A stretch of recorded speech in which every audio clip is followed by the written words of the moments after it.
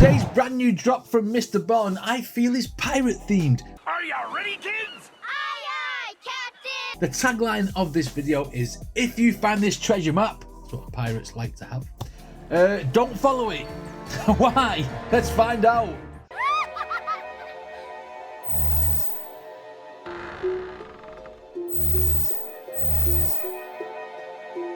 Okay, Mr. Ballen, let's see why we shouldn't follow this treasure map.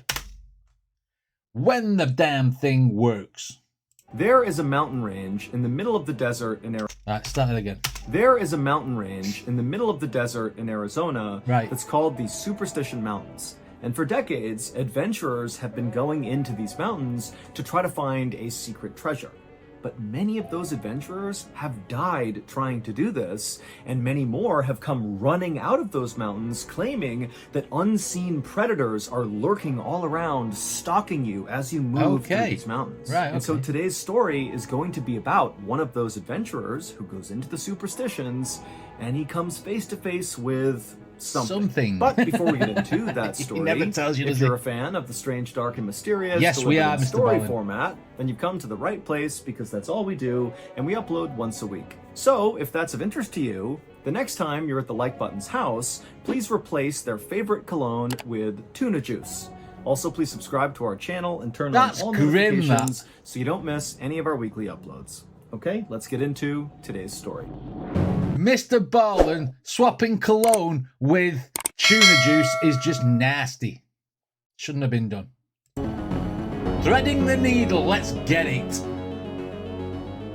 Late on the afternoon of June 14th, 1931, a 59-year-old man named Dr. Adolf Ruth climbed off his donkey that he'd been riding on for hours through the Superstition Mountains in Arizona. Once he was off the animal, the doctor shook his legs to work out the cramps, and then he just took in the scenery all around him, and as he did, he smiled. Now, to the average person, what Dr. Ruth was seeing in front of him would look very... My computer's playing up tonight.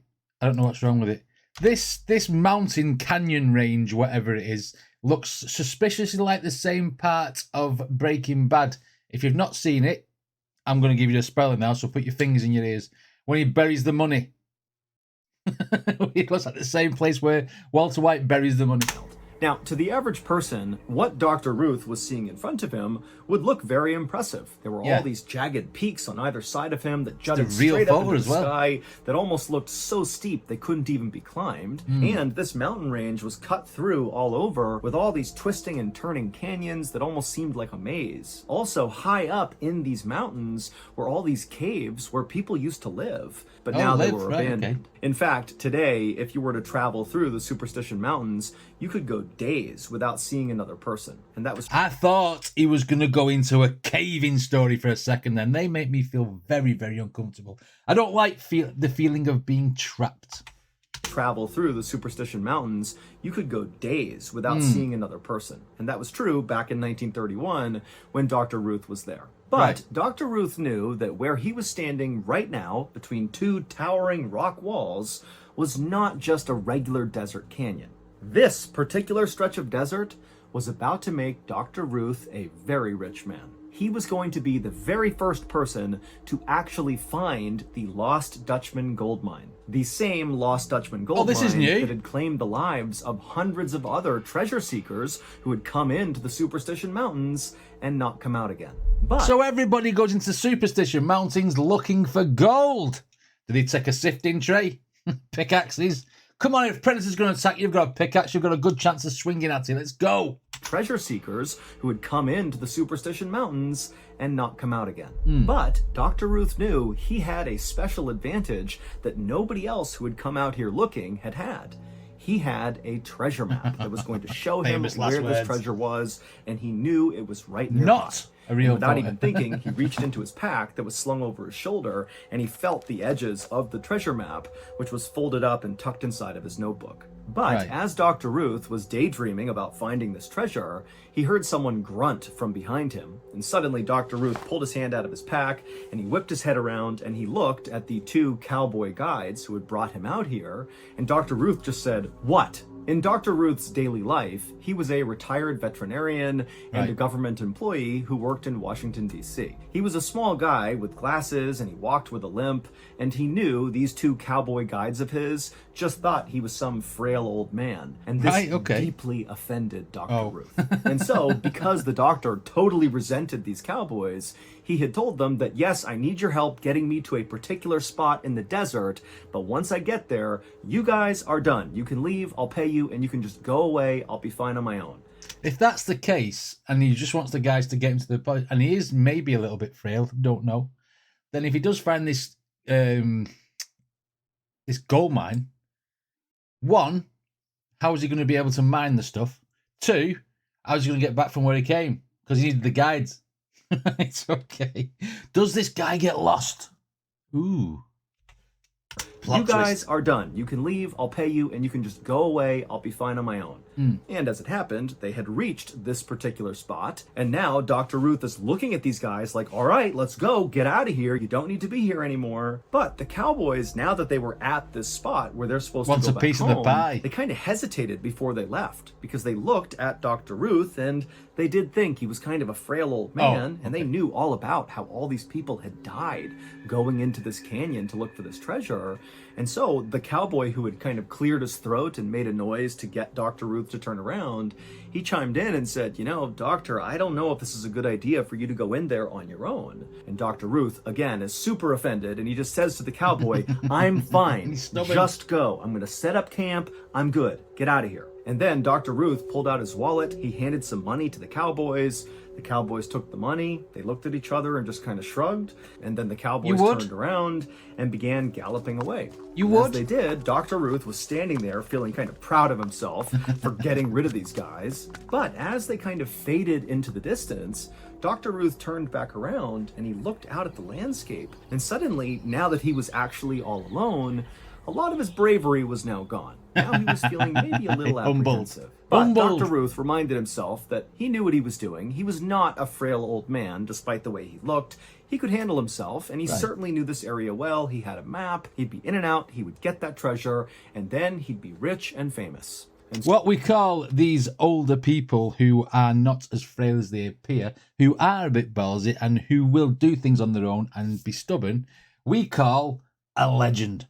Right, okay, legend doctor. Let's see where you're going, Dr. Ruth.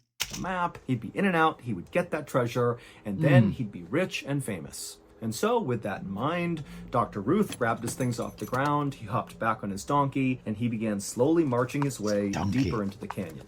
A little while later, as the sun was starting to set, Dr. Ruth decided it was time to stop, and so he stopped his donkey, he hopped off, he found a clearing by the side of the trail, and he began setting up his campsite. And then finally, once the canvas tent was all set up and his campsite was good to go, Dr. Ruth started a small fire, and then he rolled a small boulder in front of the fire, and he sat down on it, and then he reached into his pack, and he pulled out that notebook, and from inside the notebook, he pulled out the old fragile treasure map. Dr. Ruth's son had acquired this treasure map from a man in Mexico, and this man in Mexico apparently got it from a family that used to do mining in the Superstition Mountains, and they had drawn out this map before apparently they were all massacred inside of the Superstitions, but somehow or another, their map they had drawn about where they thought this treasure was had survived. And so Dr. Ruth's son had gotten this map and given it to Dr. Ruth. Hang on. This treasure map, where they thought the treasure was buried, not where the treasure is buried, where they thought. That is a big whim to go on an expedition for. You know what I mean? That's just a whim or a hunch. I wouldn't be risking my life like that. Let's just put it that way. But somehow or another, their map they had drawn about where they thought this treasure was had survived. And so Dr. Ruth's son had gotten this map and given it to Dr. Sad Ruth. Story about the massacre. And so Dr. Ruth held the map up and he stared at it for a second. And as he did, he couldn't help but be drawn to this huge rock formation way off in the distance. So not on the map, but actually in real life. Basically far down the canyon, there was just this massive rock formation. And for a second, Dr. Ruth was looking at it, thinking it kind of looked like a huge, oversized gravestone. And in a way, it kind of freaked him out. But he looked back at the map and he realized there actually was a drawing on this map that clearly represented this big rock formation. Right. Okay. And on the map, it had an arrow pointing to this little drawing, and it said this thing, this big rock formation, was called Weaver's Needle. It actually, to me, looks like the front of a ship. You know, the way it's shaped, and it's rounded on the top. That's the front of an actual ship. That's a real photo of it as well. Okay, we like this. I like it when Mr. Ballen puts facts in. And it said this thing, this big rock formation, was called Weaver's Needle. And according to the map, apparently the treasure was right near Weaver's Needle. And so Dr. Ruth was like, great, tomorrow I'll head straight for Weaver's Needle, I'll find the treasure, and I'll be rich and famous. And on that note, Dr. Ruth folded the map up, he tucked it back into his notebook, put it back in his pack, and then he took his beans and meat off the fire and he began to eat. And as he did, he whistled periodically to fill the silence that was filling the entire canyon. Ooh, so he sat there whistling. It's a shame this happened in 1931 because he could have had his iPad or his iPod or anything to play music into his ears at the time. I mean, I'm saying iPod. Who has iPods now? It's all on your mobile phone, isn't it? It's just you basically you've basically got an iPhone, which is an iPod, which you can ring on. Okay, iPods. Why? God, showing me age there. By the time Dr. Ruth was done eating his food, it was totally dark inside of this canyon, like completely pitch black and silent. And Right. as the doctor was kind of taking in this moment of absolute darkness and silence, he was startled by a sudden sound coming from high up one of the canyon walls. It sounded like hooves marching on stone, and it kind of echoed through the whole canyon. And for a second, Dr. Ruth felt relieved, even though he had been adamant, It might be a especially to person. the two cowboy guides, that he wanted to go into this canyon by himself. Now that he was here by himself, and it's so dark and quiet and kind of spooky. He was in his pants, basically. I'm all alone, it's dark. If something comes, I'm knackered. And I think because he's heard the hooves, he's probably thinking it's one of them cowboys coming back to check on him, or just maybe a random riding one. So Now that he comforting. was here by himself, and Not it's gonna so be though, is it? dark and quiet and kind It's gonna be a spooky, minute so. He was glad to hear hooves because it meant that must be a person riding a horse, and so I'm not alone anymore. But when Dr. Ruth called out and said, "Who's there?" there was no response. And there were no more hoof sounds. It just went totally quiet again. And then from all over the canyon, all Dr. Ruth heard was the yipping and howling of coyotes everywhere. By this point, Dr. Ruth couldn't help it. He felt terrified, and suddenly all he was thinking about were all the stories he had heard gonna about get et. unseen predators lurking in the shadows, stalking people who come into this canyon. And so Dr. Ruth decided, you know what, I'm just going to bed. And so he extinguished his fire, he packed up his things, and he went inside of his tent, and he laid down inside of his bedroll. And even though he knew he really wasn't actually safer in here, No. all he had was, canvas But you're tent covered, aren't you? material protecting him from the outside world.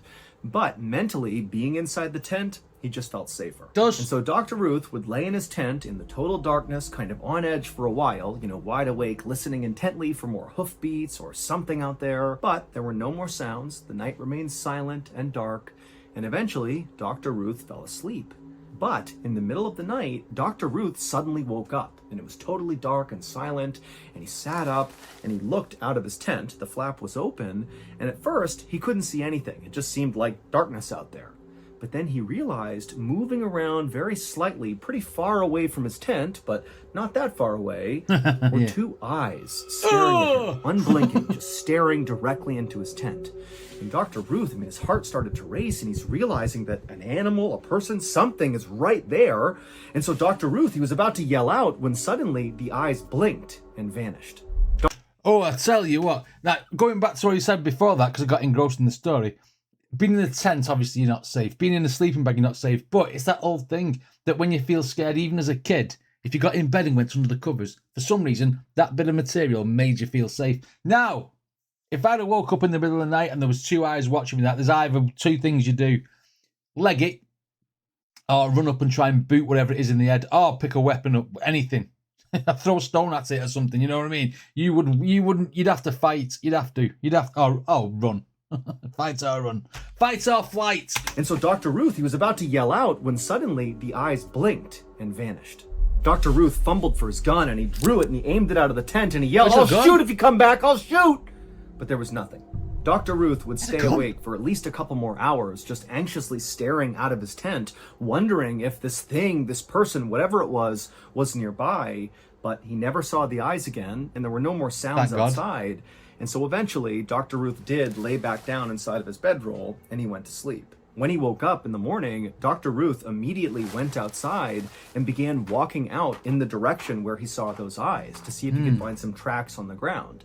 In his head, he was hoping he would find a bunch of coyote tracks and that would explain, what these eyes were. Even though in the back of his head, he's thinking that didn't look like a coyote. And so as Dr. Ruth began walking in that direction, he did begin to see loads of coyote tracks all over the place. Okay. And so he's thinking, there it is. It was a coyote.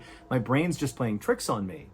But he got maybe 15 or 20 feet away from his tent, and he noticed there was another set of tracks that were not coyote tracks. They were human tracks, or what appeared to be human tracks, like barefoot feet tracks, except the size of them were really small, like a child's foot. Right. Now, Dr. Ruth was a really small guy and wore a men's size 6, so he had very small feet. And for a second, Dr. Ruth thought, maybe these are my footprints. But he was like, I wasn't over here, and I wasn't walking around barefoot. That depiction of the eyes that he put out reminded me of the Jawas out of Star Wars, A New Hope, the first of the original Star Wars films. Them little ones wearing the brown coats who try and pinch the droids and try and take over the ship and whatever. You know what I mean? That's who they had, that big massive metal tank type thing that they'd capture people in. That's what it reminded me of. And it's got little feet. And if this is a story that's been submitted to Mr. Ballen, maybe someone's based it on Star Wars. Let's go. But he was like, I wasn't over here and I wasn't walking around barefoot. Yeah. So whose tracks were these? And then, making it worse, Dr. Ruth noticed these little prints, these little human-looking prints. They walked all the way over to the side of his tent, and they appeared to circle his tent over and over again. But then the prints didn't wander off and disappear. It's almost like the prints just continued in a circle, and then whatever this was making the prints just stopped where it was and vanished. Yeah. At this point, Dr. Ruth was terrified, and he decided, let's just go towards Weaver's Needle, let's find this treasure, and get out of here. Yeah. And so he rushed back to his tent, he gathered up his things, he hopped back on his donkey, and he began heading towards Weaver's Needle, the thing that looked like a big gravestone. After riding for a couple of hours, Dr. Ruth was close enough to this huge formation that he was actually inside of the shadow cast by this Weaver's Needle. And when Dr. Ruth consulted his map, he saw that where the treasure was supposedly located was actually within the shadow of Weaver's Needle. And so he knew he was close. And so Dr. Ruth continued following the map as best he could. He turned this corner behind a rock formation, and then right up ahead, he saw this big wall of cacti that all had these axe heads lodged into their flesh, like someone had taken an axe and smacked the axe head in and then broken off the handle, but like dozens of times. And so Dr. Ruth stopped and he's looking at these cacti. Confused. Then he looked at the map and he realized on the map was actually a drawing that kind of resembled these cacti with the axe heads in them. And so he's thinking, oh my goodness, this map is accurate. I've found another landmark. I must be near the treasure. If you ask me. And so now all he had to do was kind of back up and orient this cacti with the axe heads in it, with Weaver's Needle and its shadow. And if he could just orient it correctly, he would know exactly where to go. And after backing up and moving the map around a couple of times, he finally had it totally oriented, and he realized there was a path straight up ahead that would go right to the base of Weaver's Needle, and he thought, that's it. That's where I dig. Right. There's the treasure. And so feeling excited, Dr. Ruth hopped off the donkey, he grabbed his pickaxe, and he began moving in the direction of where he was going to dig. But before he got there, he heard something behind him. He turned to look, but by the time he saw whatever was behind him, it was already too late. An explosion rang out, and then everything went dark. 10 days later, those two cowboy guides who had brought Dr. Ruth into the Superstition Mountains, they came back out to check on him, to make sure he was okay. And they found his campsite, and it was abandoned. And they searched the entire area, all the way down to Weaver's Needle and back, and there was no trace of Dr. Ruth. Over the next 45 days, a much larger search party was launched in this area to try to find Dr. Ruth. What do you reckon? Do you reckon it's a bunch? Do you reckon it's a place where, like you know, because this was Mexico, where the guy from Mexico giving the map, and it may be the same sort of cartel type thing that massacred the people at the map in the first place. I think they've blown up with some dynamite. Ooh, I'm intrigued. I want to know what happened. A much larger search party was launched in this area to try to find Dr. Ruth, but at the end of those 45 days, there still was no sign of Dr. Ruth, and so the search was called off, and it was assumed that Dr. Ruth was dead. Right. 3.5 months after that big search ended, so in December of 1931, another set of explorers were in the Superstition Mountains near Weaver's Needle, the big gravestone-looking rock formation, and they would discover a human skull on the ground. It was Dr. Ruth's skull, and it had two gaping holes in the side of it. Oh, he'd been a month shot. after that, another set of explorers who were in the Superstition Mountains would find the rest of Dr. Ruth's skeleton located approximately 1 mile away from where his head had been found. What? But while the discovery of Dr. Ruth's body did provide some closure for his family, dynamite. It actually only deepened the mystery of what the heck is going on in the Superstition Mountains. Because, one, despite the fact that Dr. Ruth's skull had been found with 2 holes in it, and the fact that his skull was found 1 mile away from the rest of his skeleton, authorities who investigated his death quickly said Dr. Ruth died of natural causes, and they closed the case. Yeah, because people's heads just fall off and go and travel a mile away from the body. The police. Mind you, it is 1931, isn't it? I bet the shit was in black and white. Death quickly said Dr. Ruth died of natural causes, and they closed the case. And the second weird thing that only deepened the mystery was when they were searching Dr. Ruth's campsite, they would find his checkbook. And inside of his checkbook, there was all this writing that was clearly from Dr. Ruth, writing his checks. And then towards the back of this book, there was a relatively fresh-looking message, and the handwriting looked totally different than Dr. Ruth's handwriting. That just said, Veni, Vidi, Vici, which in Latin means, I came, I saw, I conquered. Now, we don't know who wrote this message, but the running theory is whoever very likely killed Dr. Ruth wrote this note inside of his checkbook.